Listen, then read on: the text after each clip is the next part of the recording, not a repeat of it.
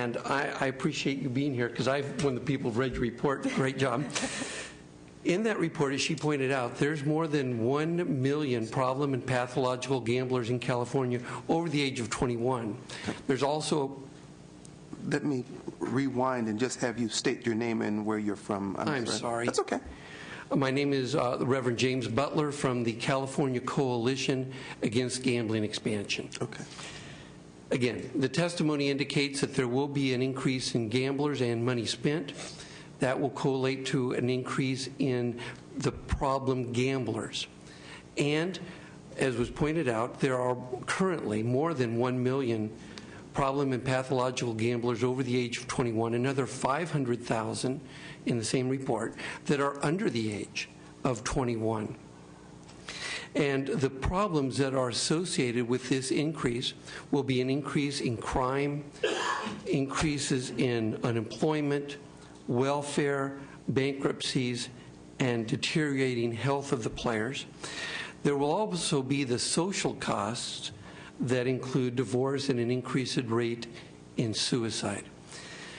Those social costs are not even calculated into the $1 billion that gambling is currently costing the state of California. When that number increases, the cost will increase. And in spite of what I think is hope that there will be an influx of cash, it will not be sufficient to offset the economic and social costs of the problem and pathological gamblers. There was also a discussion in the testimony earlier today that dealt with displaced dollars. Now, displaced dollars are not just dollars that are taken from a brick-and-mortar casino and put onto the internet gambling site. It is also the displaced discretionary dollar that impacts and affects local businesses as well. There is one study even that indicates that for every slot machine, it costs one job. Whenever you look at how many slot machines there are in the environment, you will have a corresponding loss of one job per, because the money that goes into that slot machine is money that is not being utilized in other entities, small businesses, local entertainment, etc. Also, one of the big questions that has been considered and discussed is the ability to enforce the various regulations. And I would just like to share at this point I'm not going to read the whole answer, I'll consolidate it. This is a copy of a letter that was submitted to the hearing back in Washington, D.C. on December 3rd. References have been made to that hearing before. This comes from the FBI. The question was asked and then submitted, does technology exist that could facilitate undetectable manipulation of an online poker game? Short answer, yes. So the idea that these will be completely safe and forthright is, I'm certain, hope, but there is currently now technology that can corrupt that. Second question, could technology be used to illicitly transfer or launder money in the guise of innocent participation in an online poker game or the undetectable theft of money from one participant in such a game by others acting on concert? And if yes, to what degree? The short answer is yes, and then it goes on to explain how that might happen. Another question, do you believe the claims of vendors who say they have technology solutions that would validate the age of a potential player in an online poker game or the physical location beyond a shadow of a doubt? There's a long explanation talking about geolocation and et cetera and how that's devised. The short answer is no. In fact, it says it becomes exponentially less accurate when you expand the Internet Protocol address based on information. In other words, they might be able to tell the country, but as they get finer tuned, to states or particular geographic locations within a state, it becomes more and more difficult to do that. Those are just some of the questions that were addressed in terms of enforcement. I'd also like to share a recommendation that was found in a report by the National Gambling Commission that addressed the concerns of internet gambling, especially when many studies seem to indicate that internet poker players, perhaps because of their age, perhaps because of the environment in which they play, which is less socially supervised, seem to have a higher susceptibility for problem and pathological gambling. And so the recommendations from this National Gambling Commission concludes that states should prohibit exemptions or expansions of internet gambling. And further, in acknowledgement of these potential problems, it also recommends that states not permit the expansion of gambling into homes through technology, i.e. the internet. One of the concerns that our organization has, and I imagine you would have as well as you look at the people of California, are we unleashing a monster in their own home? That people who heretofore need to at least travel to a site in order to gamble now can wake up in the middle of the night, find a game, and lose their money.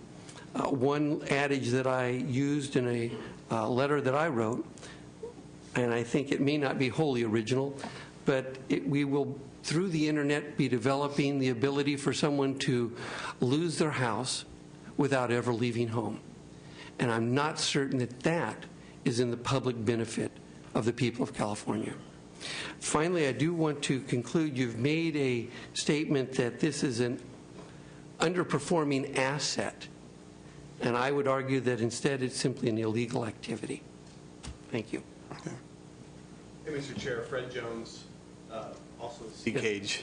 Oh, there we go. Mr. Chair, Fred Jones, California Coalition Against Gambling Expansion, here to answer questions as one of the many attorneys with many differing opinions, if you need. Clearly, poker is a controlled game. The Penal Code Section 337J defines what controlled games are. Poker is listed expressly as it. And the only exception to play in a home is games played with cards, and that's a key phrase, with cards, in private homes or residences in which no person makes money for operating the game except as a player. So I think your summary of the appropriate legal venues of playing online poker is accurate. And so players that are playing online poker in California right now are in violation of the law. It's even more clear about those that are operating these type of games online. And so when you ask the question, should we do nothing, the answer is no. Look at Washington. Look at some other states. I mean, $250 million is not chump change. And that's just the state of Washington. And you heard from the AG's representative that this money is still caged in U.S. banks. So money is still out there for the illegal activity, which, again, as Jim said, we do not consider an illegal activity an asset. If that's the case, then prostitution, child pornography, illicit drug sales, those could all be considered assets that we ought to get our fair share of. So for those reasons, but also a bunch of legal concerns, C-Cage is strongly opposed to the idea of making homes casinos. Thank you. Okay. I think a couple of things, and since I'm out by myself. I was born in Chicago. And before they had lotteries, everybody in the south side of Chicago was involved in the numbers business. My uncle in Detroit was actually one of the biggest numbers brokers in the city of Detroit.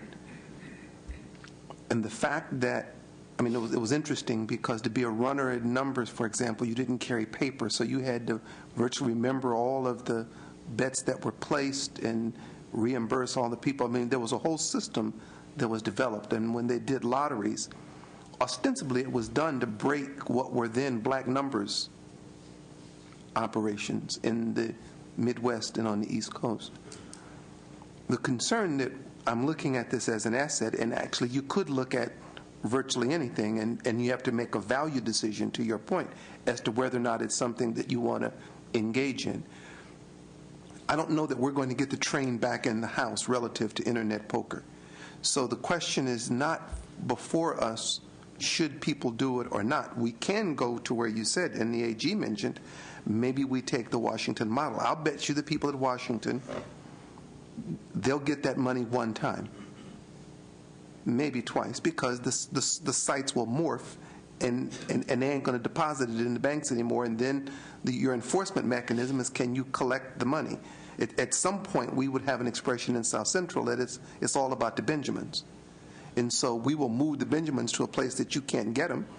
And just as you heard earlier, many of the sites reimburse the people who lost money. So even in that Washington example, the sites just figured that that was a cost of doing business. Washington got the money. They relocated out of Washington, and the thing still happened. And Reverend, to your point, I would say it's a question of, if it's going to happen, it's not a question of is it going to happen because we legalize it or not. It is happening. It will happen. I mean, in California, we all know that they don't have sex in prison. And I'm glad that they don't, because there would be all kind of diseases that would accrue if people were having sex in prison. But thank God it's illegal and people don't do it. But the question I think we have to face here is that we have voted by Constitution that we're going to have gambling. The people have voted on that. We have local governments who've done that. And I think you're right. Are there some consequences? Miss Canali, I'd love to say that. It's a great suit, by the way. I don't know if you've ever seen the Canali's, but it ends in an I, but that's okay. But the Canali makes a great suit. But I acknowledge that there are issues that are associated with gambling, but it's also something that's going to occur. Whether or not it occurs because people just do it on the street, whether or not it occurs because we control it, or whether or not we, launch full scale and prosecute it, becomes another discussion. I mean, I would hazard a guess, and there have been studies that have differed on this point, is that probably one of the more colossal failures in law enforcement that we've ever had has been the war on drugs. And if I took the progression of that and look at how badly that was botched, and I look at what we spend in our result versus those countries that have a far more lenient point of view, they have less drug use and far less carnage than we do in the United States on a similar thing. I mean, you would think the French would be all drunks, but their alcoholism rate is lower than that of the United States. Go ahead. Well, I'll just respond to that real briefly. There's a real interesting misnomer, and I don't want to get too far afield, that somehow the Europeans, because they have a more liberal drinking policy in younger age, have less problems. Their binge drinking rate is higher than the United States. And there's very few countries in Europe that their binge drinking, which is problem drinking, is less than. But back to your other issue here, and I can give you the document if you want on that, but back to this issue here, even on the example that you had on numbers in Chicago, then they legalize and have a lottery, which undercut, of course, the illegal activity. They put the brothers out of business. But do you think that there are, at the present time, more or less lottery gamblers in Illinois and Chicago than prior to? My guess is that there is more. And with the increased gambler, both the number and perhaps the amount, there is going to be a corresponding increase in the problems. It's an interesting thing in terms of California studies of the lottery, is the lotteries is disproportionately burdensome to the lower economic, inner city, urban, ethnic groups. They are the ones who disproportionately spend more on the lottery than the average Californian. Now, anything you do to therefore increase the lottery will actually make their burden greater, not lighter. Mm-hmm. Now, in the internet poker world, the burden seems to fall on the groups between 18 and 25. They are the predominant players. They are also, because of their age, most susceptible to developing problem and pathological gambling issues. And because of that, you're right that this may take place regardless of what you or I may choose. However, I'm not certain that the state should be a facilitator in perhaps the destruction of both individuals and families. It is not some sort of a, what was said earlier is that, well, you know, this is how people choose to spend their own money in their own private way and nothing happens. That's great if perhaps you're a hermit and you have no other contact. We live in a social world, and a problem or pathological gambler will impact those beyond him or herself. It will impact family, it will impact friends, it will impact business, communities, and ultimately the society suffers. I would say it would become more coarse as we expand the opportunities of gambling. And whenever you bring it from a tribal casino, and I will say we were able to be consistent, our organization opposed that as well. But whenever you expand that gambling opportunity into a home, and the speculation I read at one point is that currently there's about 75% of the California adult population with easy access to computer and internet. That is a huge opportunity that we are putting into people's homes. Someone, if they have an internet, they have a computer, whether it be a family, an individual, there's little opportunity to provide the kind of true safeguards. And I think that we will reap the whirlwind. I think that you can say, well, yeah, there may be some money that can be captured from this opportunity. Even the monies that were being speculated, and it ranged, the numbers were all over the map. One said maybe $150 million in 5 years, start 30, 50 and work up, that the state would capture. How many more problem and pathological gamblers are we going to create? We already have over $1 billion that this is direct cost without the social element. And we're just going to be adding to that number. $150 million is going to be minuscule. And what's going to finally happen is the only winners in this are going to be the internet poker operators. The state will lose, and certainly the individuals will lose. The people of California will be the big losers in this. And I think that we have the opportunity to say, you know, there's another approach to take. Yes, I can do this and do that and capture some money for the state of California, but sometimes there's something more important.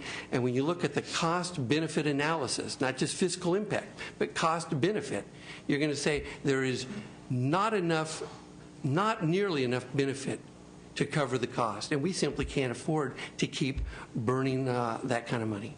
Okay. Thank you so much. Public comment. Thank you, Mr. Chair. Okay, I'll be right. Thank you.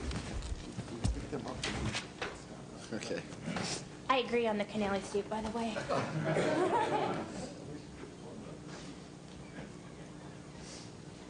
Public comment, speak right here.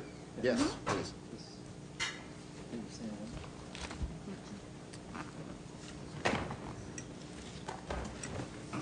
Hello? Should I wait for the chairman? Go ahead, state your Well, name. we're on the California channel, so I'm speaking to the teachers. My name is John Snathis, and a retired postal worker living in the San Francisco Bay Area. California's public school teachers should be the exclusive recipient of the profits from the interstate internet poker if enacted. California should cut out the middleman and monopolize internet poker to reap the maximum profit for the teachers.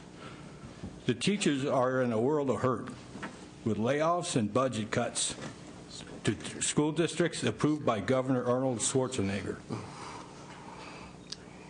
The California Gambling Control Commission is capable of overseeing internet poker as it does now with internet horse racing disputes instead of tribes. The hard work by our teachers produced the future of our children, and the future of internet poker should fold its hand right here at the Senate Committee if education is not fully funded in the authorization of internet poker in California. Thank you. Okay, thank you. Mr. Chair, Carolyn Veal Hunter on behalf of Shingle Springs Band of Miwok Indians. I want to reiterate some of the points that you heard earlier today from some of the tribes that oppose the internet poker. Shingle Springs and on behalf of opposes as well for three primary reasons. One, we are concerned about the economic impact specifically on the Shingle Springs tribe and its new facility, the Red Hawk Casino. And secondly, we're opposed for the overall impact to all existing gaming tribes. And finally, we just are concerned about expanding gaming beyond existing tribal lands, especially with respect to the exclusivity arguments that you've talked about so much earlier today. Thank you. Thank you. Are there any other public comment? Well, those of you who've been here with us all day, you're really troopers, or you really don't have lives. But with that, thank you again all for the participation. I think we really got some good information. There'll probably be an assembly hearing similar that will pick up with some of the issues that were raised here and go forward. But with that, we're going to be adjourned.